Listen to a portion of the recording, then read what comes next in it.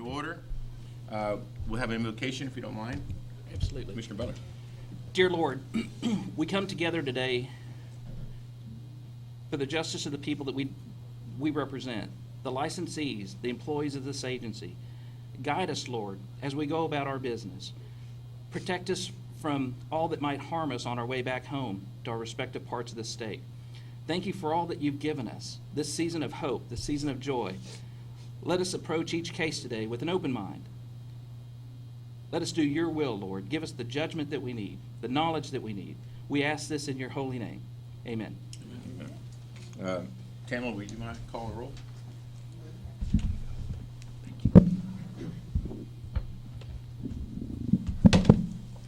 Chairman Rick Figueroa, Here. Vice Chairman Tom Butler, Here. Dr. Ray Callis, Commissioner Helen Collier, Here. Commissioner Nora Castaneda, Commissioner Joel Garza, Dr. Gary Weston. Here. You have a quorum. Have a quorum? Thank you. Can I have a motion to accept excused absences of the commissioners? I move that we accept the excused absences of the commissioners. A second. All in favor? All right. All right. All right, we have the minutes in front of you. We need to approve the minutes. I'll make a motion to approve the minutes. Your second? Second. All in favor? All right. All right. Rules. All right, we're gonna move the agenda around just a tad a little bit because it just wouldn't be Christmas without a jockeying around. So we're gonna do rules first, and Rocking around. rocking around. All right. So first, Laura. Ready? Yes. Good morning, Chairman, Commissioners, members. My name is Della Lindquist, Deputy General Counsel, and I'm here to present the changes to the boiler rules in Chapter 755 of the Health and Safety Code. Della, before you begin, Commissioner, this is agenda item K that we're on. Okay. Correct. These rules primarily consist of two components.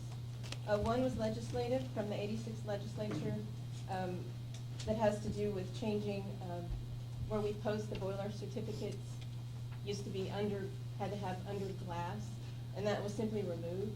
So now the boiler certificates are just placed conspicuously near the boiler, but it doesn't have to be under glass. So that was a very simple change to Chapter 6512 in the rules.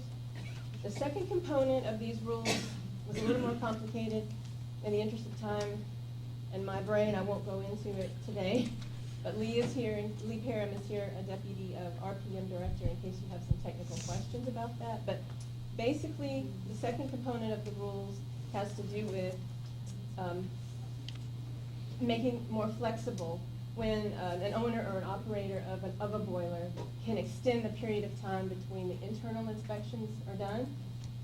We have external and internal inspections. In order to do internal inspections of a boiler, it basically has to be taken out of service and shut down. A lot of people, that's time consuming and it kind of interrupts the business. So a lot of people, or some people might want to extend those periods until it's a little more convenient for them. So under the statute, we can allow for extensions of these inspections.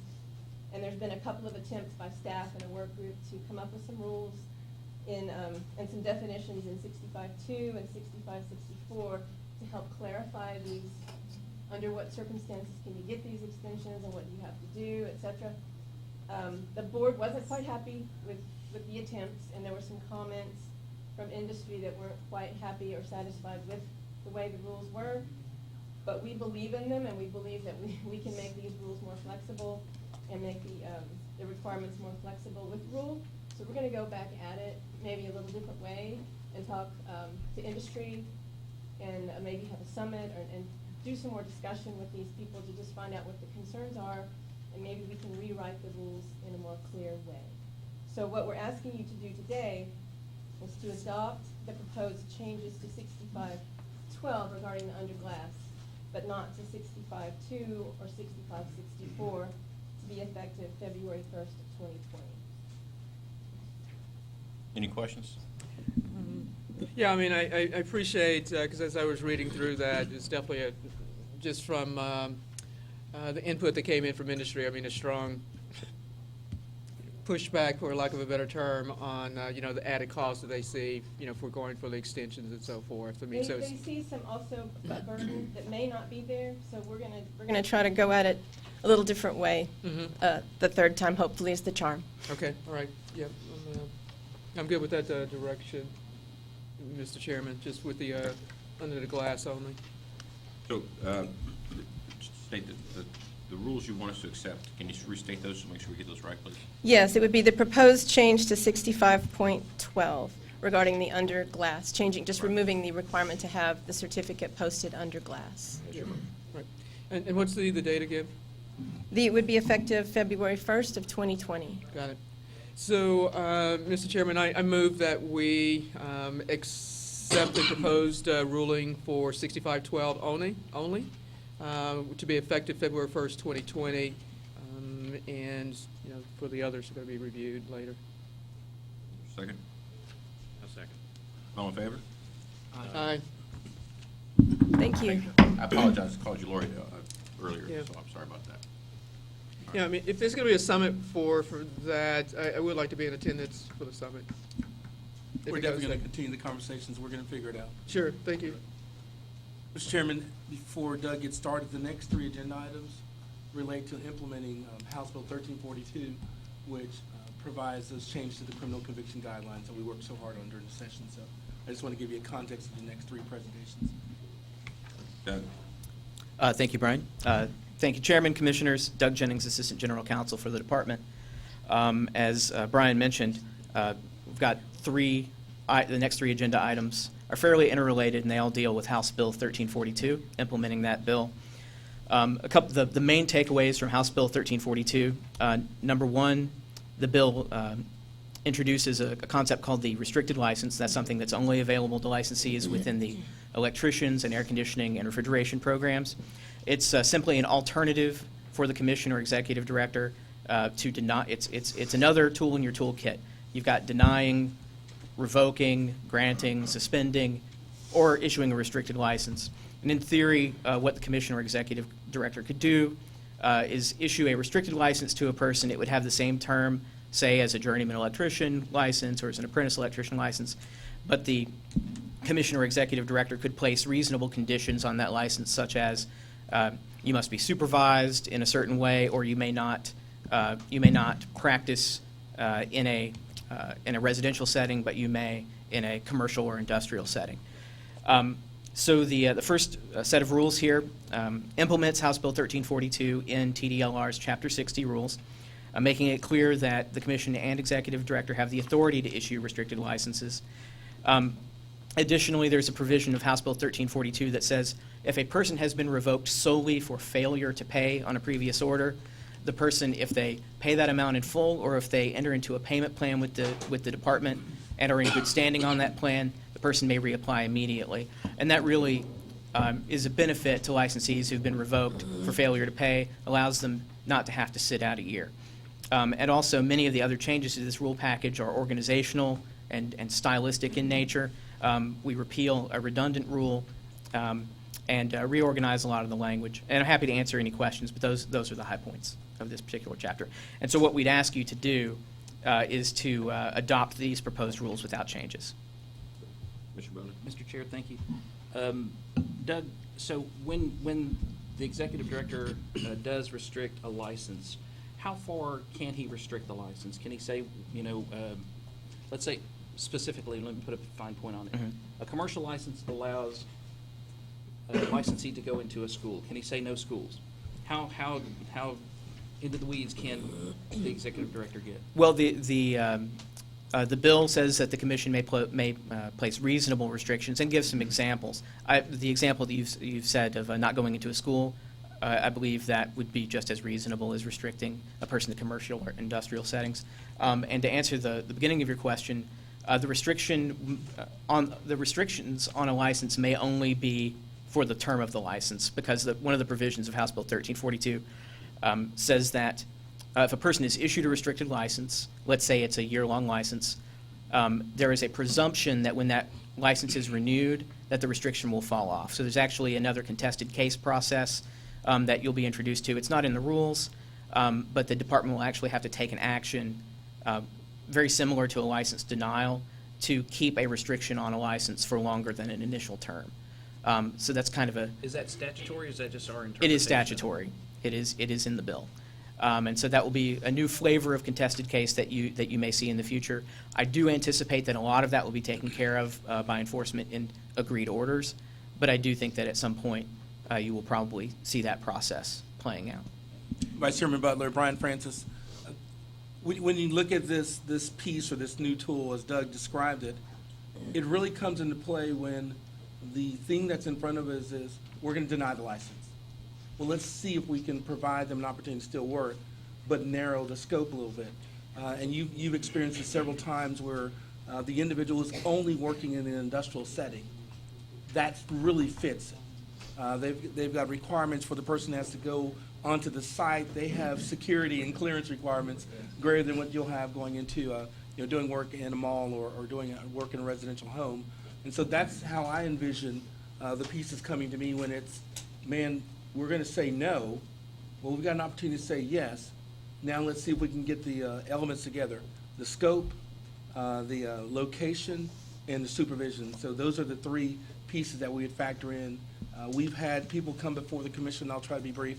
We've had people come before the commission that said, my employer says I'm great and they love me and I'll continue to work.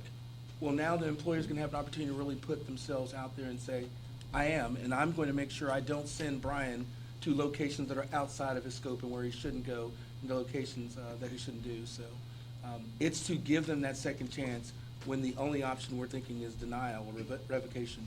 Now it gives them a little bit of hope. Yeah, I like where we're going, and I like where we're at. It's the time frames and the limited time frames are a little bit of my concern. You know, sex offender is not going to change that quickly, you know, within a 1-year license. And so, you know, let's see how it goes. And we may have to go back to the legislature and re-examine. I just rather err on the side of caution and public safety. Yes. And so, that's it. I don't want to belabor it. Yeah. Thank you, Doug. Thank you so much. Vice Thank Chairman you. Butler, on that note, this provision builds in that the folks that have the sex offenses and the aggravated offenses aren't in this, they're not Right. eligible for this moment. That still will have to come back to the commission. So it's narrowing down the scope of the crimes that come before us. So that person you're concerned about doesn't get this restricted license. They have to go through the regular process and come in before the commission to make that determination. Fantastic, thank you. Yes, sir. And at what point, either Doug or Brian, will we start to see that data? Because I know that we have the reports now that saying, you know, number of revokes, denied, and so forth. At what juncture would we start to see? After the effective date of these rules, Okay. we'll have the authority to start moving forward with it. Okay. all right. And we will start in about a year, we'll start seeing the renewals come up and seeing how that, you know, what percentage of renewals do we allow to roll over to become full licenses as opposed to restricted, and what percentage do we begin an action to maintain those restrictions. Okay. Mm-hmm. And I neglected to mention earlier, we are asking you to adopt these proposed rules without changes with an effective date of February 1. I was going to say that was my deal, same date. All right. Any other questions? Mr. Francis? Jennings, this legislation is pivotal. The ROI on this is exponential on many people. It can't be. Measurements, metrics are going to be huge. Risk is huge on this. I can't emphasize that enough. So I know we garnish a lot of different things from different locations. So as we build this plane and fly it, if you will, at the same time, I want us to be very careful that we do measure each of these things, and whether it's issued by you and who get, and I know sometimes the authority you have is beholden upon others. So as we do this, and I know the state cases may be not many, but I'm very interested in following through with this and allowing our resources within the commission to discover this, because this could be a game changer for many people and for the state of Texas. Yeah. All right. But both the advisory boards, they were in full support of, Commissioner, we actually didn't take this one to an advisory board Okay. since it was a The general. Chapter I 60 know, I general. understand, but I just thought, from a It- feedback yeah. perspective. so. Go ahead, Mr. James. Oh, I was just going to say, on the next two rule sets regarding air conditioning and electricians, the advisory boards, they didn't vote but they were made aware. Okay. And there were no objections raised. Okay, yeah, that's Thank you. courtesy for that. I make a motion that we accept the rules as reported to us by Mr. Jennings. Second? Do you want to indicate that by February 1st, 2020, If I need to, yes. But I think that's in the. in the language? So that's in the second. language. Mhm. Second. All in favor? Just Opposed? Motion carries. Go ahead, Mr. James. All right, thank take you. my F on the other side. This second item is very similar to the last item we discussed. This rule set is in Chapter 73, which regards the electricians program, and it simply implements House Bill 1342 for the electricians program. It states that a person may receive a restricted license. A person who receives a restricted license must comply with the terms and conditions placed thereon, and also another provision of House Bill 1342 says a person who supervises a restricted licensee must use reasonable care to ensure that the holder of that restricted license complies with it. And in all fairness, if we have a responsibility on a supervisor, we also need to put the responsibility of informing the supervisor of the conditions on that licensee. And so we place that in the rule too. A licensee must make his or her employer aware if the holder has a restricted license and of the terms and conditions thereon. So it's a very, very short, simple rule. As I mentioned a moment ago, we didn't ask the Electrical Advisory Board to weigh in on this since it was statutory implementation, but we did present that item to them, and there were no objections voiced at that meeting. So we would ask you to adopt this proposed rule without changes with an effective date of February 1, 2020. Any questions? Motion? I make a motion that we adopt the rule as presented by Mr. Jennings. Second. All in favor? Aye. Opposed? Motion carries. All right, Mr. James, you're on a roll. All right. Lastly, again, Doug Jennings, Assistant General Counsel for the Department. This item is nearly verbatim, is almost exactly similar to the rule you just adopted. This simply implements House Bill 1342 in the air conditioning and refrigeration program. The provisions of the rules are the same as in the previous item. We would ask you to adopt this proposed rule without changes with an effective date of February 1, 2020. Questions? I make a motion that we adopt the rules as presented by Mr. Jennings. Second. All in favor? Aye. Aye. Opposed? Motion carries. Thank you, Mr. Jennings. Thank you. Thanks, Doug. Thank you, Doug. Merry Christmas. Merry Christmas. We're going to move on to item O.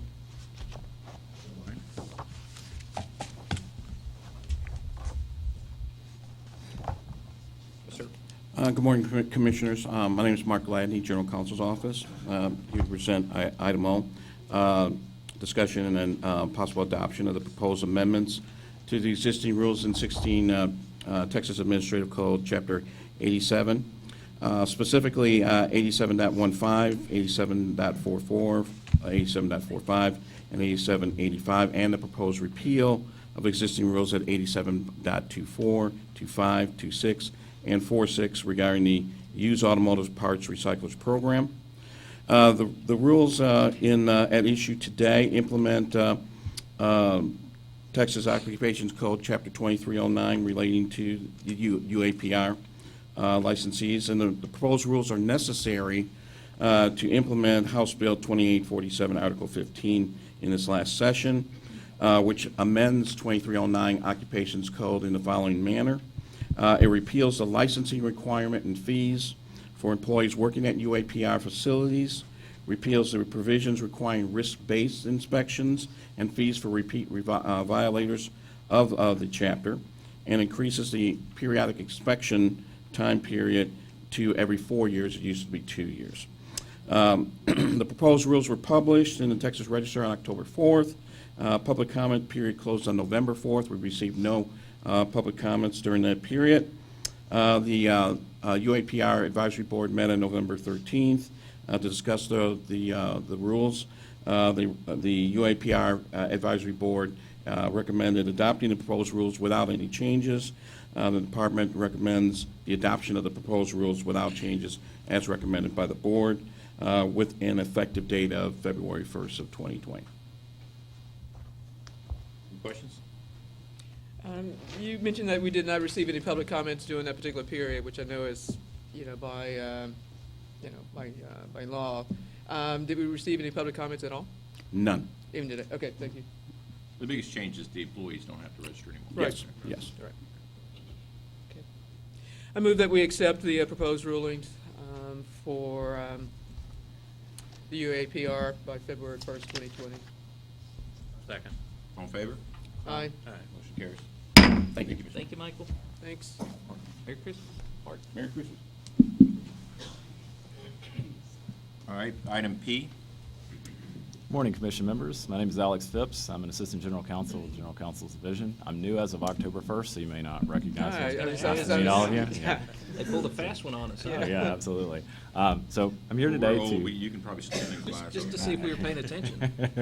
Well, I'll shave my beard and you won't recognize me next time. So I'm here today to present changes to the orthodontist and prosthetist program.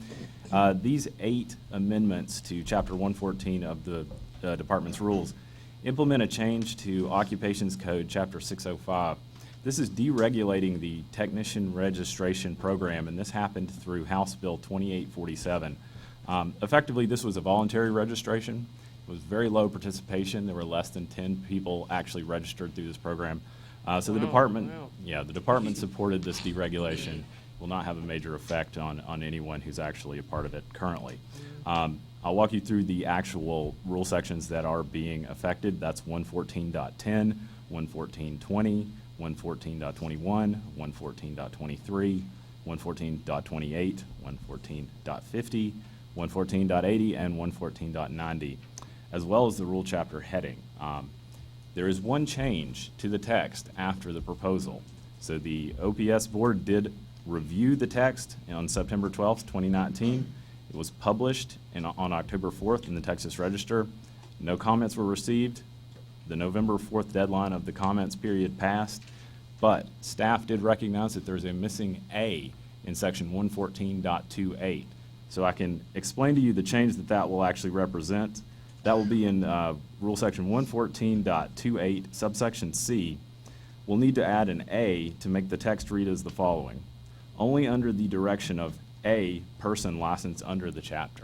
So that obviously is necessary to make that section readable. We would ask that you recommend that change to the text as published in the Register back on October 4th. Other than that, obviously, the department staff recommends an effective date of February 1st, 2020. And I'd be happy to answer any questions you have about the rule package. Questions? Entertained motion? I'll make that Oh, motion. let the doctor do it. I'll make that motion that we accept this. All in favor? Aye. Aye. Thank you, Commission members. Welcome aboard. Thank you. Great socks, Alex. Notice that. You know, for the record, you haven't said anything about my glasses, just for the record. There's a reason, I Mr. know. Chairman. My wife's glasses, just for the record, in case anybody wonders. All right. Item Q. Make it plain, y'all. Good morning, Commission members. Colleen Tran, Assistant General Counsel. I'll be presenting Agenda Item Q, which is the Massage Therapy Program Rules at Chapter 117 of the Administrative Code. The proposed rules are necessary to implement 2 bills that were passed this past session, House Bill 1865 and House Bill 2747. These were 2 initiatives passed by the legislature to combat human trafficking in the massage therapy profession. Specifically, it requires fingerprinting, background checks. This is to ensure that a more comprehensive background check is conducted and individuals aren't able to move from state to state to avoid their background. Creating a student permit, requiring schools to report their student progress to the department is an additional tool to detect fraudulent students who are just going through schools to just get a license and not actually doing the hours, or fraudulent schools that are doing like transcript mills. Requiring the posting of human trafficking information. Transcript, I'm sorry. Transcript mills. They just mill out transcripts. Selling transcripts. Okay. Selling transcripts. Thank you.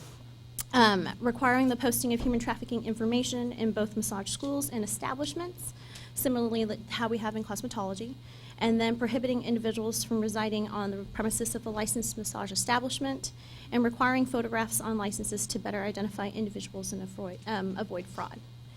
Additionally, the proposed rules remove a 5-year sit-out ban for violation of Chapter 455, The advisory board work group, standard of care work group, recommended 2 changes. One to provide for draping requirements in the massage therapy program, which they did not have before, and to remove a prohibition on testimonials as required by 2 opinions issued by the Office of the Attorney General.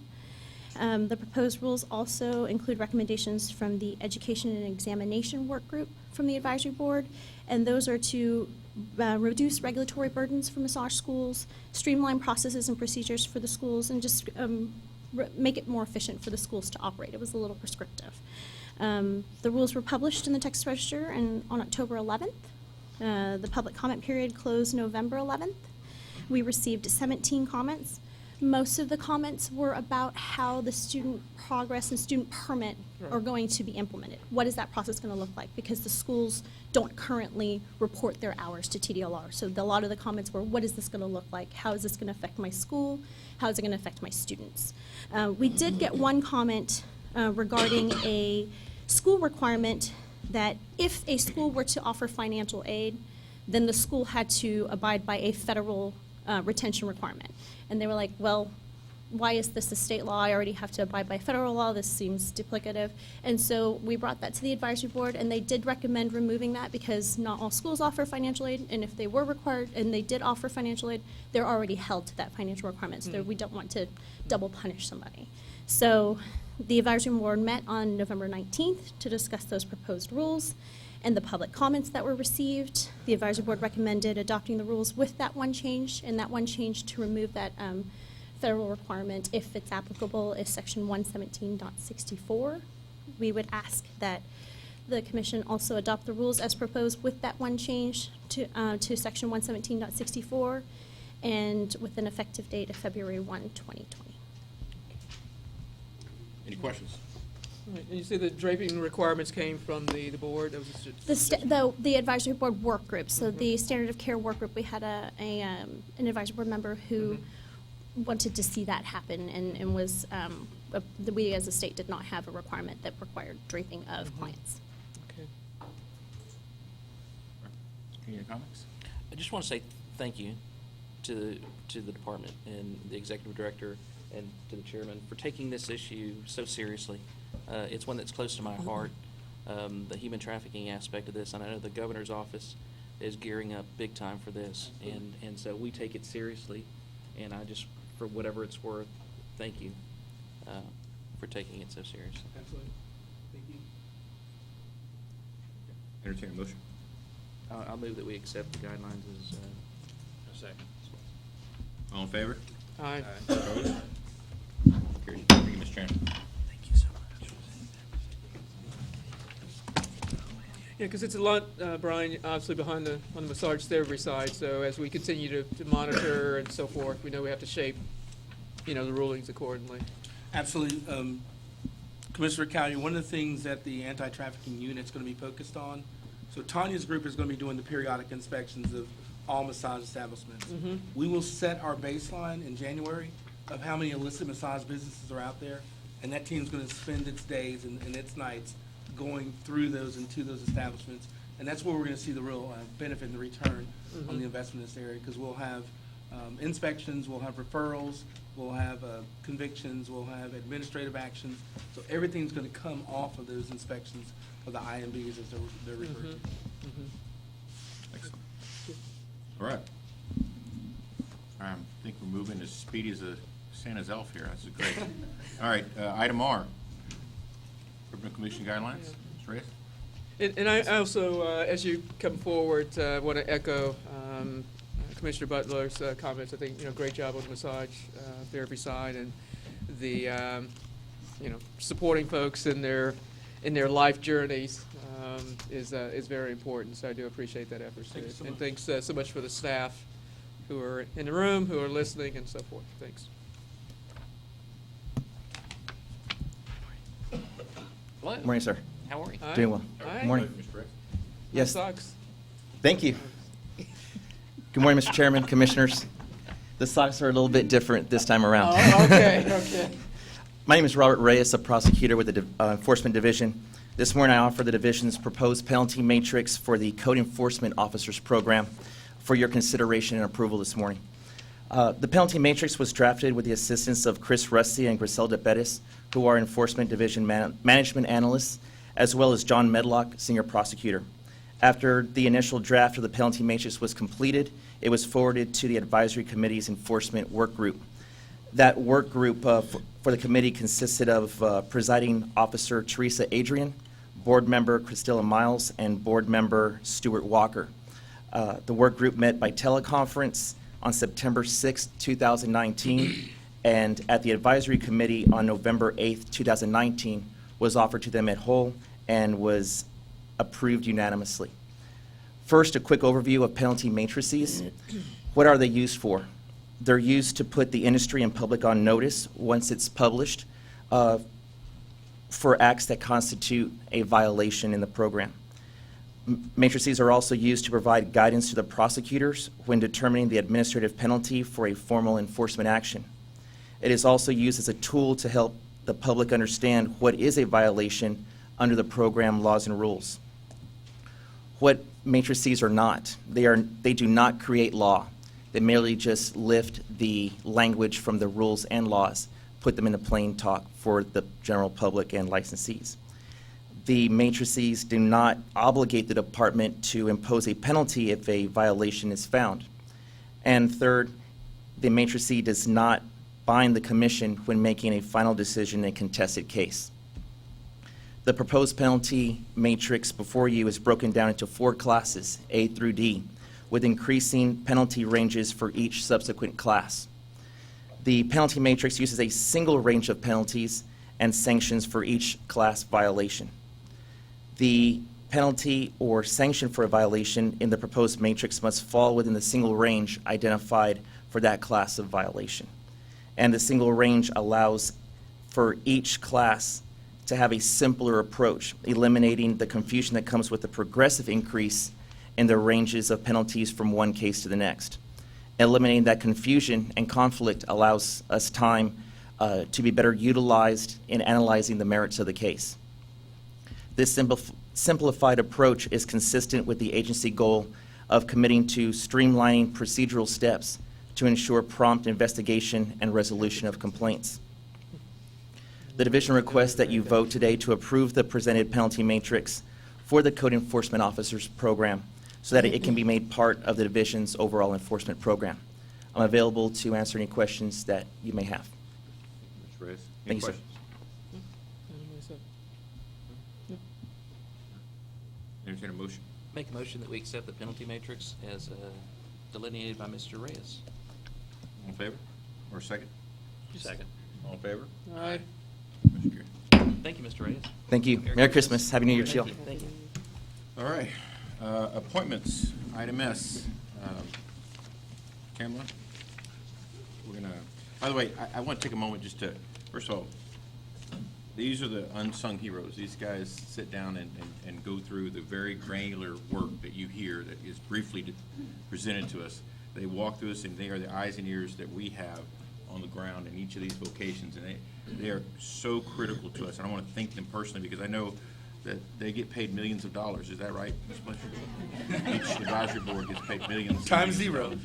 And I think we have a pension plan that is extraordinary for them, and benefits and all rock star stuff that they get. So, plus that, we just want to express a thank you to them as well, and a Merry Christmas to the. And I want to welcome the new ones that are appointed, and I'm excited about it. And as a commission, our eyes should be always open to each of our advisory committees, how we can bring more and more the great state citizens of Texas into play in this, because the diversity of opinions is important.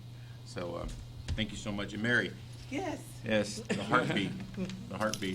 Thank you for your work and your interviewing process and your meticulous notes and background checks and Googling and all those wonderful things that you do. Still smiling. You're still smiling. You're still smiling. I know you have a mountain of appointments to do, so I want to thank you for that. So, no problem. And applaud you for the efforts that you do. So Thank well you done. so much. And you make Mr. Francis look good, which is very difficult in its own set, but you do make him look We good. do what we can. You We and do what we Kamala can. tag Stay in the book, extremely preacher. well. So, Stay in the book. so that is, I mean, it's impossible task, might want someone to say, so. But go ahead, I'm gonna allow you to read the appointments and. Okay. Go through it with Paul. All right, so Mary Winston presenting for TDLR. We're doing the appointments for several boards this morning and reappointments. As our chair just said, sorry, fighting the mandatory allergies during this time. So first we have Combative Sports Advisory Board, appointing Maurice Watkins. Dietitians Advisory Board, Nisha Weems. Dyslexia Therapists and Practitioners Advisory Committee, Michelle Smiley. Electrical Safety and Licensing Advisory Board, Troy Webb, tongue twister. Massage Therapy Advisory Board, we have Keetra Taylor. For our brand-new board, the Motorcycle Safety Advisory Board, we have several appointments because it's brand new and we're appointing a full board. And forgive me if I mispronounce anyone's name here. I'm not yet met these nice folks. Keith Ravel, Roger Bowles, Chris Litfin, Ricky Wyatt, Robert Richmond, Michael Manser, John McNew III, Rowan Scheck-Snyder, and Jeffrey Alford. The next board we have is the Orthotist and Prosthetist Advisory Board. We're appointing Ray Smith, Mark Kirshner. For the Polygraph Advisory Committee, the appointment, prospective appointment, I should say, is Dorothy Horn. For the Registered Sanitarian Advisory Committee, Victor Morales. For the Towing and Storage Advisory Board, Charles Rash, Ken W. Ulmer, and Gary Hoffman. For the Waterwell Drillers Advisory Council, we have Alvaro Rosales. Next, we have our reappointments. For the Architectural Barriers Advisory Board, Michael McDonald, Rob Roy Parnell. Auctioneer Advisory Board, Rick Stroud and Justin Adcock. Advisory Board on Barbering, we have James Bowens and Michelle Wasser. Advisory Board on Cosmetology, Ron Robinson, Natalie Enderman, Alicia Rivera, and Anthony Anderson. For our Dietitians Advisory Board, we have Aida Letty Moreno-Brown, Grace E. White, and Leanne Skinner. For Elevator Advisory Board, we have for reappointment Mr. Brian Morris, Grayson D. Gill, Scott Anderson, and Greg Tamez. For the Massage Therapy Advisory Board, Raymond Russell Rust and Antonio Gracia. For the Polygraph Advisory Board, we have James O. Burke. And Speech Language Pathology and Audiologist Advisory Board, Dr. Kristen Culp, Elizabeth Sterling, and Cheval Bryant. Finally, we have Presiding Officers, Appointments and Reappointments. That's your last page you have. For the Architectural Barriers Advisory Board, John Ricard.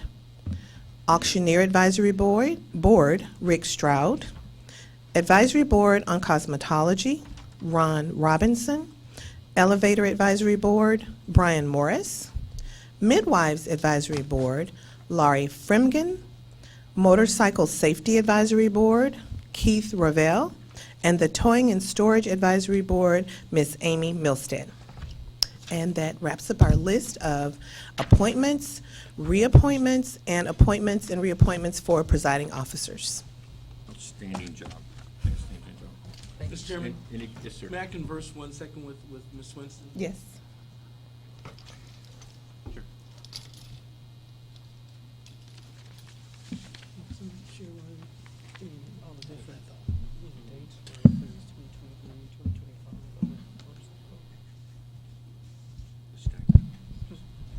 Stagger them? Okay, got it. Okay, got it.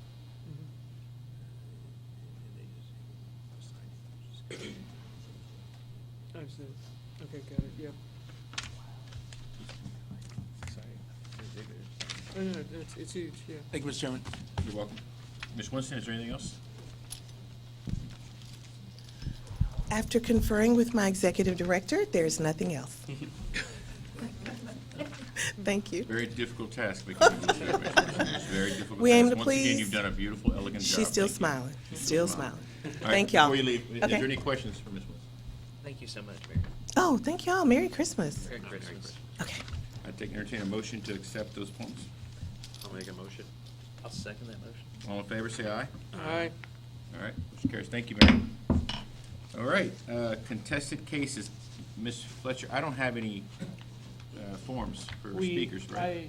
They're filling out a form right now. Okay, I want to make sure that all right, I want to make sure. Okay, so if you're here today for a case and you wish to speak to the commission, we'll call you up when you announce your case. You'll hear from the prosecutor first, and then you'll have an opportunity to speak. Make sure you fill out the public comment form. If you want to speak and turn it into Ms. Fletcher, which will turn it into me, thank you. And then make sure you speak into the microphone, state your name, who you represent. Now, well, this is important, right? The commission can only hear information that was on the record when the case was heard at the SOA. So you can't add any more information to that. And you must limit your comments to those matters that are presented at the SOA hearing. Okay? You understand? All right, perfect. All right, Ms. Thielen? Good morning, Commissioners. My name is Trevor Thielen, and I'm a prosecutor with the Enforcement Division. I handled this case at SOA. We recommend that you accept the administrative law judge's proposal for decision and deny Ahmed Issa's incident management and consent tow operator license applications. In 2017, Mr. Issa walked into a restaurant managed by a friend. According to statements from that friend, the victim, and from other witnesses, Mr. Issa asked to speak to the victim and then suddenly held the victim's arms in order to headbutt the victim in the face. Then Mr. Issa pulled out a knife and tried to stab the victim in the neck. The victim defended himself by grabbing Mr. Issa's arms until some bystanders could escort Mr. Issa from the restaurant. At the hearing, Mr. Issa testified that he confronted his friend because his friend criticized Mr. Issa for marrying a woman from a different religion. Mr. Issa told the ALJ that it was the victim who really started the fight, and there was no headbutt or knife involved. Mr. Issa told the ALJ that he had witnesses to support him and that the alleged victim asked the state not to prosecute him. However, we have no evidence to support Mr. Issa's version of events other than his SOA testimony. That testimony is unreliable for a few reasons. First, instead of calling upon the witnesses and victim to testify to his innocence in the criminal case or challenging it in any way, he pled guilty to assault causing bodily injury, it was reduced to a misdemeanor, on his friend and accepted a conviction for the offense. That means he either lied about his innocence to the ALJ or he lied to the criminal judge about being guilty. Second, he lied to the department on his consent tow operator application. The application required him to disclose all his criminal history, but he denied having any, even though he knew he'd been convicted of assault just over a year earlier.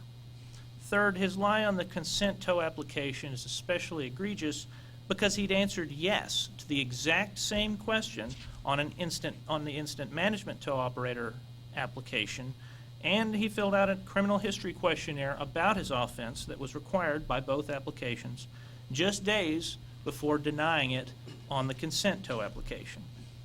At SOA, Mr. Issa said that the false application answer was not his fault, and he blamed other folks who had helped him fill out the application. Despite Mr. Issa's testimony, the ALJ found that the evidence proved Mr. Issa knowingly made a false statement on the consent tow application. Mr. Issa offered no letters of recommendation or other documentary evidence. The ALJ considered all the statutory factors and determined that the assault offense was too recent and too serious for the applicant to be trusted with either tow license at this time. He also determined that the consent tow application should be denied based on the false answer to the criminal history question. He recommends that you deny both of Mr. Issa's applications. We recommend you adopt the PFD as written. Are there any questions that I can answer? Any questions, Mr. Thielen? Okay, Mr. Issa, you have to contain it again to what was at the hearing. We can't go outside it. I just want to make sure. Make sure you state your name clearly in the microphone. Hey, Ahmad Isa. Yes. Okay. Okay, so about this, for I say yes or no, it's I'm not good to speak English good, you know. And first time we say yes, but the first time we do for like run license, we need TDLR for not for like you have a two different one, like one for TDLR for repo, one for just like a DLR, or I can work with the insurance. This what I need, one not for TDLR, you know, I mean not one for repo. So the first time we do, me and my wife, and we say yes, but the second time my friend he helped me to do the TDLR and he say no, and he don't know, just he do the application for me because I don't know about English, you know, a lot. And about the restaurant, I don't have a knife. When I go first time there, I'm try to speak to the guy. He put his hand in me. You got a lot of people see that, and I've been to the jail about 9 months. And the judge he say after when he got like a lot of people say he didn't have a knife, and he take me out. So I just ask for the license to just go work. I mean, I've been 10 months in the jail. 9 months in the jail, and he changed me. If I'm not bad, I'm not a bad guy. You know, I'm friend with a lot of people. And at the first time, first time this I got the fight. You know, the first time I fight with anybody. Yeah. Okay, is there questions? Mr. Issa? Mr. Issa, so this man, you got into a fight with him because of the woman that you're in love with? Yes. And so you came into his restaurant and you hit him? The problem, this is guy, it's my friend. I know him from the first time when I'm here. And when I marry my wife, it's a different religion, and he start talk why I marry her, and you got witness for this. I go to his house before the fight, and I tell him, please, Khalid, don't talk about my wife. And he start talk. I know a lot of people there, and everybody he tell me, Khalid, he talk about you. And when I go there, I'm telling you, when I go there, I'm mad because he talk about my family now. How old are you, sir? 28. 28. So you're old enough now to know better, right? They can call you a tree. That doesn't make you a tree. They can, you know, people say things about me all the time. Most of the time it's, you're a really good-looking guy. And so that doesn't make me a good-looking guy. It wasn't here. Nobody up here said that. My point is, people can say whatever they want about you. You're 28 years old now. I'm guessing this happened a year or two ago. Still old enough to know better, right? Words can hurt us emotionally, but they really don't impact it. Your wife's not going to love you any less because some guy says something stupid. So I'm trying to... Mr. Thielen, is there any other criminal history? No. Nothing else? Excuse me. When I go to the restaurant, I'm not going to I need to fight with him. Just because he's my friend, I'm trying to stop him to talk. I think he's your friend. Yeah, now no more. I don't think he was your friend. Just, He yeah. was trying to control you for some reason. So you need to find other friends, okay? Now I'm just with my family. Any questions? Mr. Issa? Yeah, no questions. I guess just to confirm, so the first application said yes, and that was on, one particular day, and then within, what, was it 5, 6, 7 days, so the next application comes in? Is that correct? Yes, I think 7 days. Yeah, Okay. it was 7 days. So the application comes in, I think, on the 2nd of the month for the Incident Management Tow Operator license. It answers yes. That application tells you when you answer yes, send in a criminal history questionnaire. So we got a criminal history questionnaire that was dated on, I believe, the 8th, as filled out by Mr. Issa and whoever was helping him. And then I believe on the 9th or so was when the consent tow operator application comes in with the no answer. But during that time, the license wouldn't have issued That's what I was trying to get at. Okay. Partly because of the yes answer initially, so it gives us time to do the same due criminal diligence history stuff. questionnaire. Sure. Or, sorry, the same investigation. Okay, understand. Thank you. Mr. Chairman, it's Brad Bowman, General Counsel. I just wanted to interject. I think this came up a couple minutes ago. The offense occurred on May 10th of 2016, according to the PFD. Right, he was 25 years old. Thank you, Mr. Issa, Bowman. I want to make sure, I want to take my time with you here, because I know English is difficult for you. I want you to Thank you. understand that it's important that as a tow truck driver here in the state of Texas, temperament is vital, right? Because you are handling the citizens' vehicles, and sometimes the citizens are in the truck with you, and they may be mad, they may be upset, they might not like you, whatever. So to be able to control your temperament is a very big deal. We have to feel comfortable with you towing a vehicle of the most vulnerable citizens of the state, and them sitting in the vehicle with you. It's a high bar by any means. I want to make sure you understand. That's the mindset that we as a commission have to think about when enforcement brings us things like this, and we look at those things. All that being said, I just want you to make sure you understand the context of why you're here. And Yeah. the decision you made to put you here, not we made, you made. So we have to consider that when we, I understand, I appreciate you being here and talking to us. And if there's something you don't understand, you're always welcome to pause and let us know that, and we'll be happy to explain it to you, because there's a lot of moving parts. Does that make sense? Yes. So my job is to make sure you understand that, okay? Yeah. All right. So, one last thing I'm going to say before I make my motion, Mr. Issa. And there's an expression called "turn the other cheek," right? And I want you to, a wise man would say, where does that come from and why is it said? So I'm going to leave that with you right there, okay?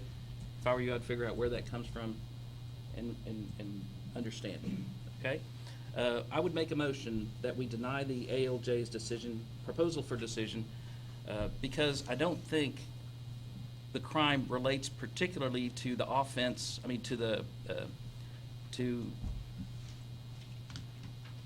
the vocation that Mr. Issa has chosen. I think enough time has also passed to deny the ALJ's request and proposal for decision. Mr. Bowman, do I need to specifically outline the numerated ALJ's proposal, or? Yes, sir, I think findings? you should. Okay. I was just looking through right now. I think you're, six might apply, 7 might apply, 10 I think, possibly. yes, I think conclusion of law 11, 12,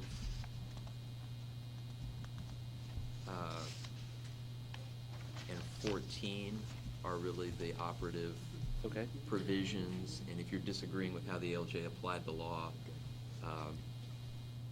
Okay. So, to these facts, then those are the conclusions I think you're disagreeing. thank you, Mr. with. Bowman. So, Mr. Chairman, I'd like to make a motion that we, or amend my motion to say that I would like to deny the ALJ's proposal for decision based upon findings number 11, number 12, number 14. Yes, and can I add finding of fact number 12? Those were conclusions of law, and this would be finding of fact number 12, which says there's insufficient evidence to show that he is fit to receive a license. Okay. Number 12. Thank you, Brad. Is there a second to that motion? I'll second it. All right, let's start the discussion. And can I just clarify, this would be granting the license? Correct. Both, because there's Both- two both- applications both that are. licenses. Both incident management and the tow license. Okay. Any discussion?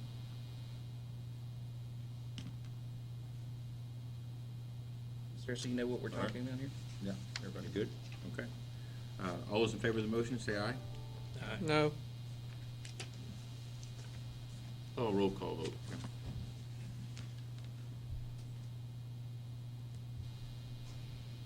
Chairman Figueroa? Vice Chairman Bowman? Aye. Commissioner Thayer? No. Dr. Wesson? Aye. Pamela, I'm an aye. Chairman Figueroa? All right, motion carries.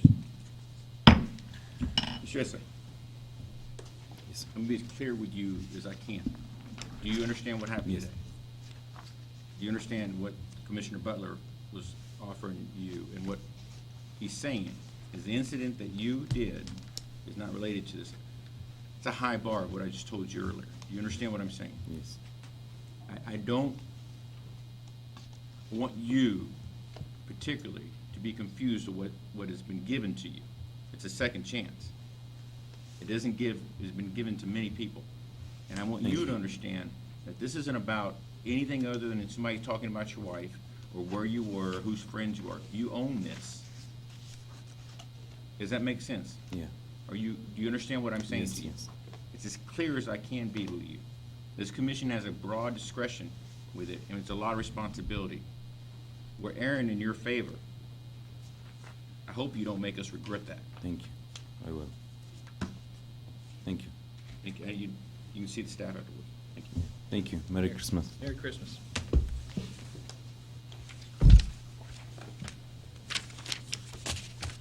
All right. Motions for rehearing. I don't have a form, Tamla. Is there anybody? Larson. All right. Mr. Jennings, he got taller. Hello. Maybe it's just Christmas. No, definitely not. It's Christmas. Just It's Christmas. wishful I had to thinking, lighten maybe. this up a little bit. Christmas. Again, Doug Jennings, Assistant General Counsel for the department. We have one motion for rehearing today, Paulo Galarse. And this matter resulted from an order in which the commission adopted a PFD without change, assessing an administrative penalty of $12,000 against the respondent. And that was based on the commission's finding that the respondent engaged in electrical contracting without holding the required electrical contractor license. Respondent's motion for rehearing stated many potential grounds, most of which dealt with, there were just objections to the ALJ's findings of fact, and particularly findings of fact that the commission is really not at liberty to modify. I've reviewed the case. I've seen no error whatsoever, and we would just recommend that you deny this motion for rehearing. I'm happy to answer any questions, however. Any questions for Mr. Jennings? All right, entertain a motion. I'll make the motion. All in favor, say aye. Aye. All right. Motion carries. Thank you, Mr. Thank you. Mr. Fletcher, I think we're getting paid by the hour. Because we are expeditiously making. Work group reports. Mr. Chairman, at this time, we're going to meet with the work group for Sunset after this commission meeting, so we'll have a report at the next meeting. Okay, absolutely. And Mr. Francis, any staff reports? Mr. Chairman, before we go there, I think we should just revisit public comments just in case. No one signed up. Yeah, I just but I had to think get it for 'em. offering that. Okay. Is there any public comment? Anybody here available? Thank you, sir.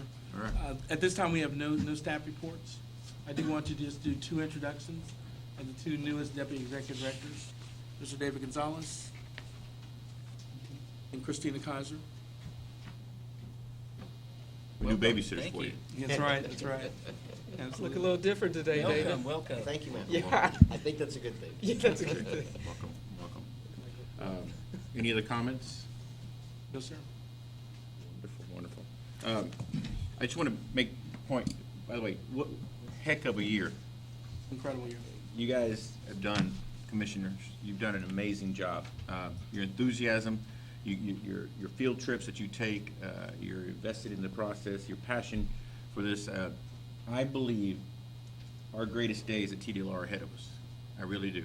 And I think that the onus has been on us for many reasons. I think this legislature believes us in amazing ways and has done a great job of giving us. And Mr. Francis, I grudgingly give you kudos. And it is a Christmas season, so I do, for being the ringmaster of a circus that has many rings. And so it has been an amazing process job. You've had a great staff that's done Absolutely. a great job. An incredible team. Tamla, you've managed the cats and the quorums that have needed to be taken here. And I know it's difficult, we all, but thank you so much for what you do and your staff and Mary and her hard work in the interviewing process. And you deputy directors, congratulations. And Brad, the Oracle TDLR, it is always good to have you around and correct our motions and to make sure that our motions are technically correct. English is the second language for Mr. Butler, so we don't know what his first language is, but we're going to work on that. But I got to tell you what, you guys, I am honored. I have walked across the state, and I have talked to many people, and TDLR is the unsung hero for this state. We give people vision, we give them hope because of the vocation that we offer. The best is yet to come with criminal justice guidelines, with hours reductions, with deregulations, with empowerment of people to take their vocation to the next level and to benefit our state. And I'm excited about everything. I'm excited about what you guys are doing. We have some hard hills with sex trafficking being one of them, and motor fuels, which is a Goliath of an effort that it's been all hands on deck, and hours reduction. It's just amazing. I'm very proud. I cannot tell you how proud I am of you guys. Thank y'all for what you do. Thank you for the amazing heart and the team that you've created, and the DNA of this organization should be cloned for the state. And I applaud you, each and every one of y'all. Thank you so much. You've absorbed Mike, and God love you for that. And it's been a good thing. So that's about all the knocks I can make is right now. So, but anyway, Merry Christmas to you guys. Thank you so much. And Merry Christmas to all you guys. Merry Christmas to you guys. Yeah, And absolutely. I don't think there's anything left on our commission. So Can I have one small point Absolutely, you point of guys. honor, Mr. Chairman? I'd like to acknowledge a couple of visitors that we have here today. The smart and beautiful daughters of Rick Figueroa, Abby and Emily Figueroa. And I'd also like to say, I'd also like to give thanks that they look more like their mother than Rick. And so they're home from college right now, and I just wanted to say hello. thank you. Thank you guys. Thank you guys. Any other comments? Yeah, just great. I appreciate everybody's support. Happy holidays. 2020 is here. All right. With that, I'll entertain a motion. Let's wrap it. Second. Second. So moved. Meeting adjourned.